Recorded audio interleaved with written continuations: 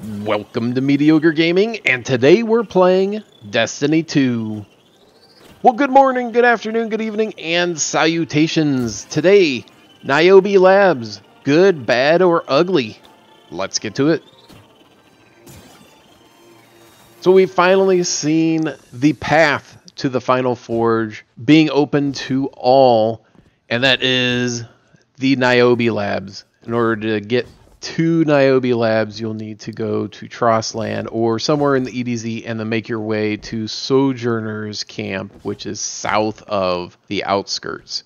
So once you get to Niobe Labs, you see some symbols. If you have, and you will need to have, the Spiteful Fang bow, the Tatara Gaze sniper rifle, and the Hammerhead machine gun in order to even attempt to do the Niobe Labs. Or at least between yourself and two other people, you'll need to have all three. And one person of your fire team needs to be able to have one of the different slots. So one person minimally needs to have the Hammerhead, one person minimally needs to have the sniper, and one person needs the Spiteful Fang, and they need to be different people, because at some points you will need to work in unison, otherwise it will not work. Alright, so anyway, you go in and you see some symbols, some Norse runes, and that gives you your clues to unlocking Niobe Labs. And there's different parts to it, many parts to it.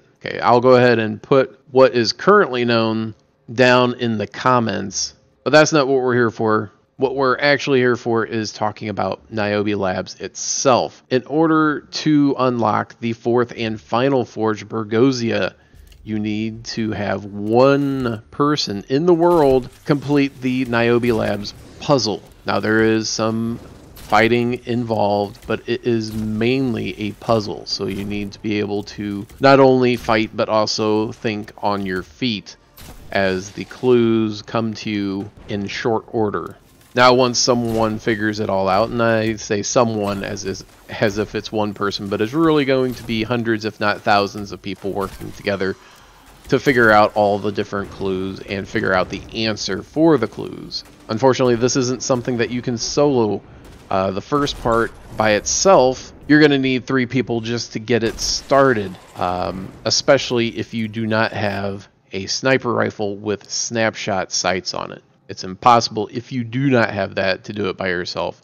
If you do have it, you at least have a shot of doing it. You have to hit earth, wind, and fire in short order. You get a dong, and then you know that, hey, you did something right. And then you need to take each weapon and go through a series of steps. And then you get another dong, and then you need to do a little bit more, and then you get another dong, and then you start the actual mission. So there's a puzzle before you even get to the mission.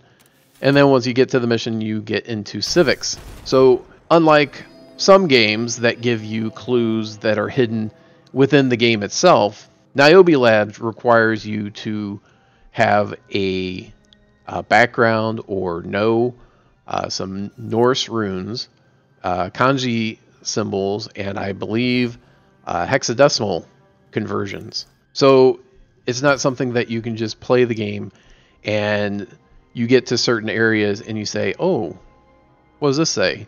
This is a clue.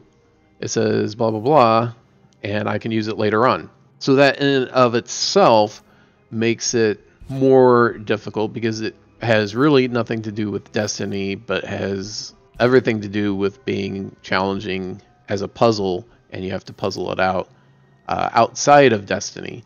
So this kind of harkens back to Destiny 1, where you had to go to the Bungie website to look at the lore.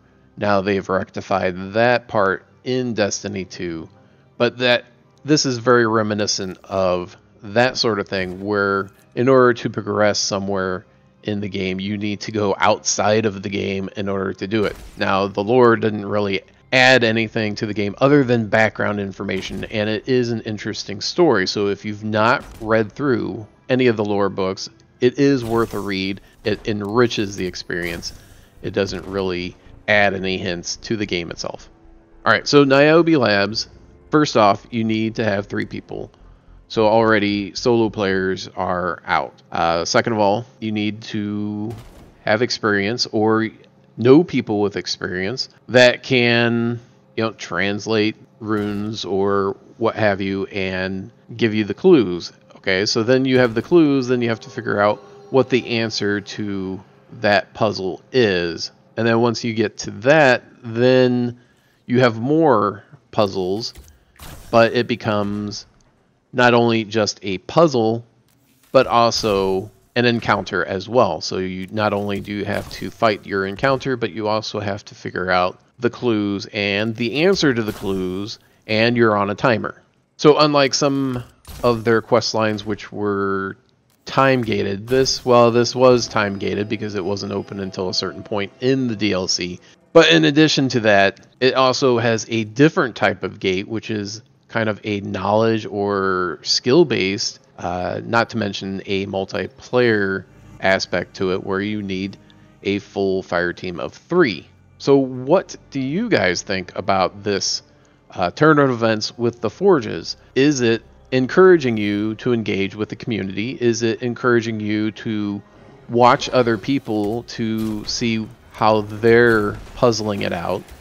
Does it encourage yourself to try to unlock it yourself, either by yourself or with a team? Or is it discouraging because it feels, either overwhelming, or it feels like the normal player or average player doesn't have much or any chance in order to get it done?